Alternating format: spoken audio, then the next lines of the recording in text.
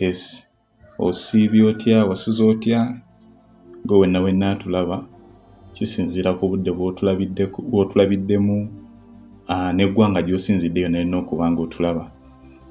Nyongera okwaniriza eno Expo TV. Olunaku olwaleero nina ekintu ekitono ennyo kye nziza okutangaaza ku mukyalo oyo gwe bayita Alibeetonza Sarah. Ebifaananyi nga bw'obirabye awo. Bangi mubadde nga mukuba amasimu ku Expo TV nga mulina ebibuuzo bye mubuuza naye nga ansa oba oli awo tetugiyina. Naye olwaleero luno nzize mbeere nga mbaako ne kyenkutereezaamuuko katonotono. Si kuba nti nno tetumanyi, naye waliwo ebibadde bikyatereezebwa mu butereezebwa. Ekyo ekifo nga bw'olaba ekkubo eryo lye bali mu kulaga abaali batuuseko ew'omukyala ayitibwa Sarah Alibeetonza mumanyiiwo, n'ekkanisa eno ekyengulu eno gye tuyiseeko eya Grace Tabernacle mubadde nga mugimanyi bulungi. Era lyeryo ekkubo bw'otyo bw'otambula bw'oba nga oviiridde eri waggulu Enankulabye, bw'otyo bw'oserengeta n'oyisa ekkanisa eyo, olengera ekipande wali mu maaso ofiisi za Sarah Alibeetonza we zibadde nga kwaga amayumba ago. Wabadde nga asinziira okuba nga akola ku bantu be era nga bonna bamukyalira abo badde nga bamusanga. So simanyi juzi nalabako awo akavidiyo nga bagamba Sarah tayogera gy'abeera, Sarah talagirira bantu we. Ababadde tebamanyiiyo Sarah gwe mubadde nga mwebuuzaako oba gwe mubadde nga mwogera naye, oyo ndowooza abadde nga mufere. Naye Sarah yennyini Alibeetonza ekifo ky'abadde nga akiragirira bulungi nnyo era nga abantu batuukayo. Mpoziko kankujjukize Alpha Media Productions era nga si balala bye baffe bennyini yeffe Alpha Media Productions. Era ennamba z'essimu bw'ozikubako ffe nnyini bw'oba ofunye oba osobola okukozesa expose ennyini n'ozikubako n'obeera ng'otufuna. Teri mukolo gwe tutakwata, kebeere introduction, kebeere embaga, kakubeere kuhinjira, yogera ku mukolo gwonna gwe gw'omanyi.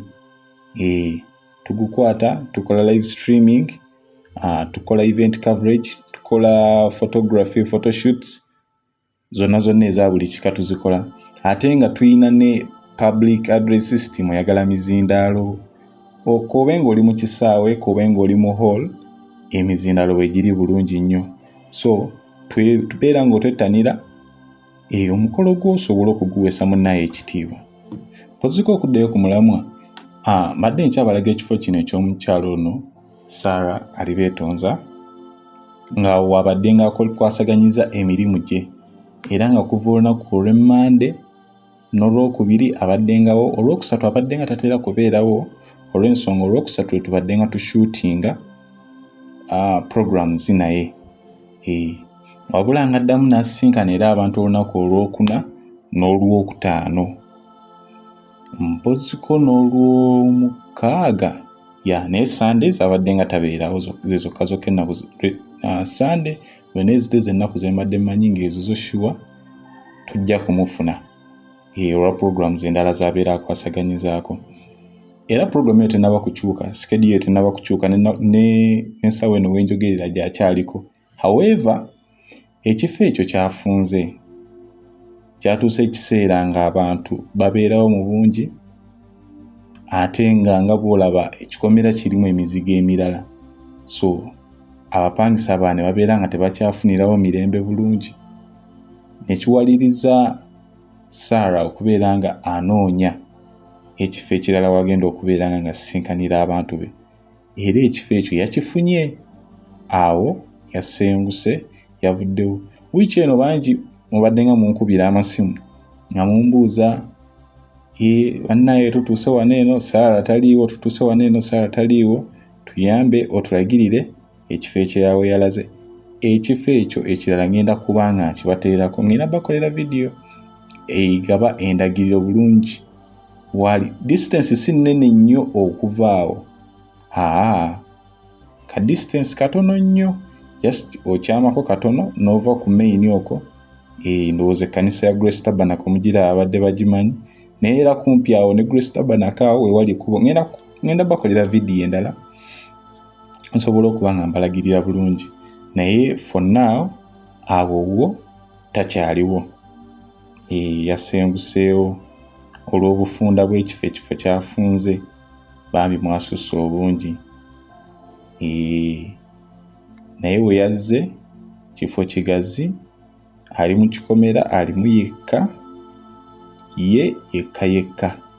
So mujja kuba nga musobola okwetaaya bulungi nga si bya kubatuuza kabalaza ako waliwo olusu lw'otuuka ng'abantu bajjudde kabalaza, munda wajjudde, bagenze ne kabalaza ka neighbor konna bajjuddeko, so nga tekiwa mirembe abapangisa abalala.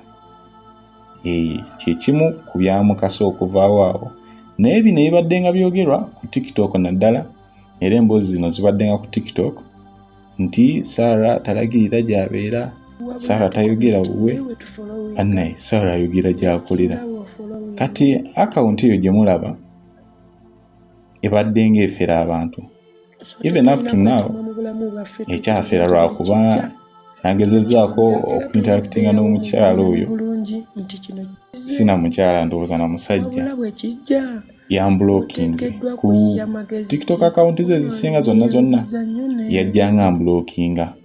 Awo yankwata mu butali bugenderevu, naye era olwamaliriza yamala n'ambulookinga. Bannaye ebyo oyo omukyala mufere akwata bukwasi kifaananyi n'akiteekayo. Saagala ogende wa mukyala oyo oferebwe ate omale ojja okuba enduulu ku social media kuneeno nga Sarah we yakubba. Sarah ku TikTok taliiyo mikwano. Saba munnyambe tukwatagane, temumunoonyezaayo ku TikTok kuba taliiyo yadde n'omulundi n'ogumu. Ekyo tugize nga tukiyimba emirundi n'emirundi.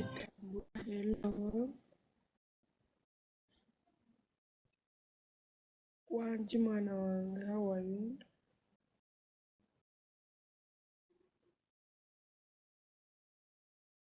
Nje ndi obulamu bugamba ki oba butambula butya? Bakuyita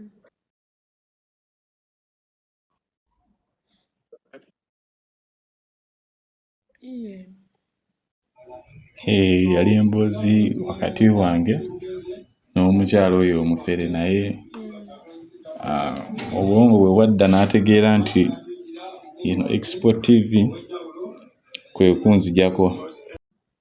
Gwe weesitule butereevu, genda ku ndagiriro ya Sarah gye ngenda okuwa. Ngenda kukola vidiyo endala si mu bbanga ddene okuva olwaleero mweno wiiki ennyini. Kale katusinkane mu vidiyo endala ezinaddako. Mukama omulungi akunkuumire. Teweerabira kusubscribinga, okulikinga n'okusharinga.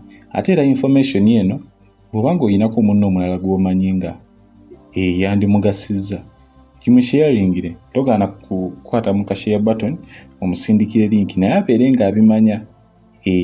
Oyinza okuba nga oyina munno gw'omanyi abadde ali mu nteekateeka ez'okugendayo oba ayagala okugendayo, mugaye nedda kifo ekyo kyakyuseemuuko. However, ngenda kuba nga mbateerako vidiyo endala. Mukama akuume. Export TV to the world.